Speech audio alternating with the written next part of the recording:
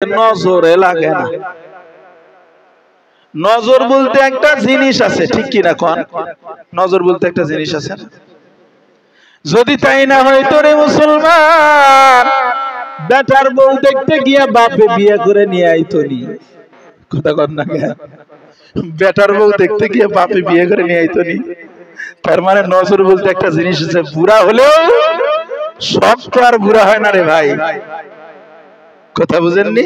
টাটকা মাটকা কিছু দেখলেই আফসোস হয়, ওটমট চটকানি ওঠে, পারি আর না পারি। কথা বুঝেননি? এই জন্য শরীয়ত বলছে মুসলমান ভালো করে শুনে নাও আমার কথা, হাসির কথা না, কথা শুনে হাসিয়ে ফালায় দিয়েন না। এই জন্যই শরীয়ত বলছে মুসলমান বেটাকে বিবাহ দিতে গিয়া বাপে আগে দেখতে পারবে না, বাপের জন্য হারাম।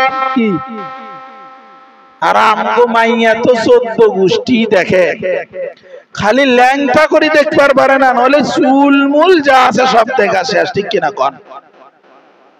যদি সুযোগ থাকতো ল্যাংটা করি দেখার, তাহলে ভাবলি এটাও ছাড়তো না।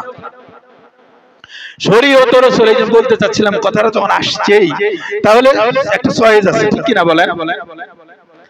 তো বেটা বেটি দেখাইতে গিয়ে, মাইয়া দেখাইতে গিয়ে শরীয়ত রাসূল হলো বাপে বিয়ের আগে দেখতে পারবে না, শ্বশুর অর্থাৎ শ্বশুর দেখতে পারবে না, দুলা ভাই, খালাতো ভাই, মামাতো ভাই দেখতে পারবে না, শুধু বর দেখবে, বরের মা দেখবে, চাচি দেখবে, খালা দেখবে, ফুফু দেখবে, দাদি দেখবে, 14 গোষ্ঠী দেখবে মহিলা অঙ্গন।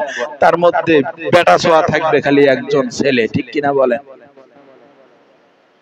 আবার বিবাহ হয়ে গেছে তখন তুমি দেখো, তখন তোমার সামনে বৌমার কোনো পর্দা। তার মানে আল্লাহ জানে যারা বেতারটা দেখবার যায় যদি চয়েস হয় নিজে নিয়ে আসবো। কথা বুঝেননি? এই জন্য আল্লাহ বার্নিং দিছে। আলোচনা এটা না, আলোচনা সামনে আসতেছে।